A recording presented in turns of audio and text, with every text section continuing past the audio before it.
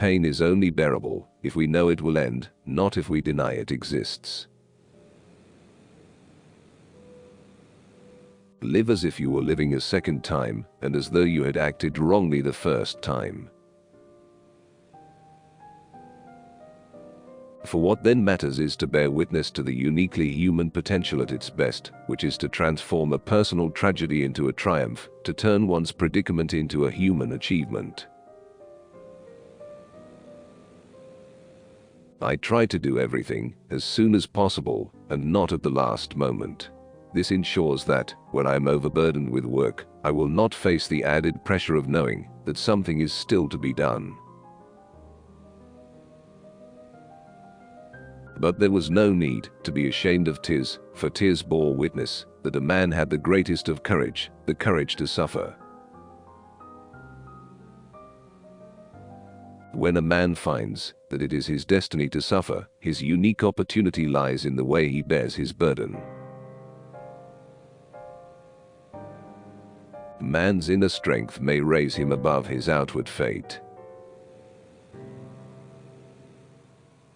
The last freedom is choosing your attitude. Man is not fully conditioned and determined, but rather determines himself whether he gives in to conditions or stands up to them. When a man cannot find meaning, he numbs himself with pleasure. A man's concern, even his despair, over the worthwhileness of life is an existential distress, but by no means a mental disease. The more one forgives himself, by giving himself to a cause to serve, or another person to love, the more human he is, and the more he actualizes himself. In times of crisis, people reach for meaning. Meaning is strength. Our survival may depend on our seeking and finding it. As for the concept of collective guilt, I personally think that it is totally unjustified to hold one person responsible for the behavior of another person or a collective of persons.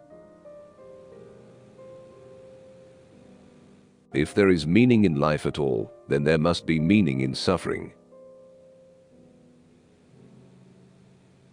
Man can only find meaning for his existence in something outside himself. Then I grasped the meaning of the greatest secret that human poetry and human thought and belief have to impart. The salvation of man is through love and in love. Every human being has the freedom to change at any instant. View life as a series of movie frames. The ending and meaning may not be apparent until the very end of the movie, and yet, each of the hundreds of individual frames has meaning within the context of the whole movie. The more one forgets one's own self, the more human the person becomes. The point is not what we expect from life, but rather what life expects from us. Each of us carries a unique spark of the divine, and each of us is also an inseparable part of the web of life. The quest for meaning is the key to mental health and human flourishing. An abnormal reaction to an abnormal situation is normal behavior. To suffer unnecessarily is masochistic rather than heroic. The attempt to develop a sense of humor and to see things in a humorous light is some kind of a trick learned while mastering the art of living. Self-actualization cannot be attained if it is made an end in itself, but only as a side effect of self-transcendence. Humor was another of the soul's weapons in the fight for self-preservation. No man should judge, unless he asks himself in absolute honesty, whether in a similar situation he might not have done the same.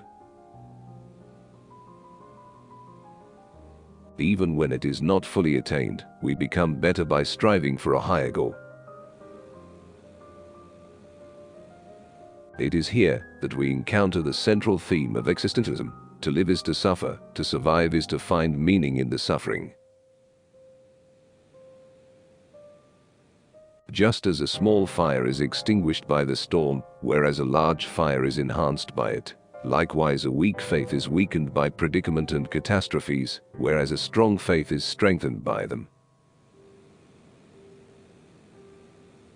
We can discover this meaning in life in 3 different ways.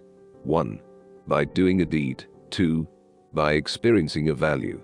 And 3. By suffering. Man's main concern is not to gain pleasure or to avoid pain, but rather to see a meaning in his life. Love is the only way to grasp another human being in the innermost core of his personality. Life asks of every individual a contribution, and it is up to that individual to discover what it should be. Life ultimately means taking the responsibility to find the right answer to its problems and to fulfill the tasks which it constantly sets for each individual. In some ways, suffering ceases to be suffering at the moment it finds a meaning, such as the meaning of a sacrifice. Being tolerant does not mean that I share another one's belief, but it does mean that I acknowledge another one's right to believe and obey his own conscience. If we take a man as he is, we make him worse, but if we take man as he should be, we make him capable of becoming what he can be. It isn't the past which holds us back, it's the future, and how we undermine it today. There are 2 races of men in this world, but only these 2, the race of the decent man and the race of the indecent man. Between stimulus and response is the freedom to choose. Our greatest human freedom is that, despite whatever our physical situation is in life, we are always free to choose our thoughts. Life is never made unbearable by circumstances, but only by lack of meaning and purpose. The one thing you can't take away from me is the way I choose to respond to what you do to me. Success, like happiness, is the unexpected side effect of one's personal dedication to a cause greater than oneself. Forces beyond your control can take away everything you possess except one thing: your freedom to choose how you will respond to the situation. Life is not primarily a quest for pleasure, as Freud believed, or a quest for power, as Alfred Adler taught, but a quest for meaning. The greatest task for any person is to find meaning in his or her own life. Each man is questioned by life, and he can only answer to life by answering for his own life. To life he can only respond by being responsible. No one can become fully aware of the very essence of another human being unless he loves him. There is nothing in the world, I venture to say, that would so effectively help one to survive even the worst conditions as the knowledge that there is a meaning in one's life.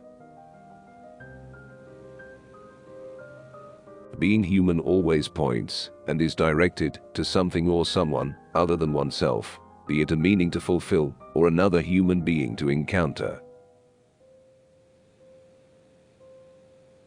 Ultimately, man should not ask what the meaning of his life is, but rather he must recognize that it is he who is asked.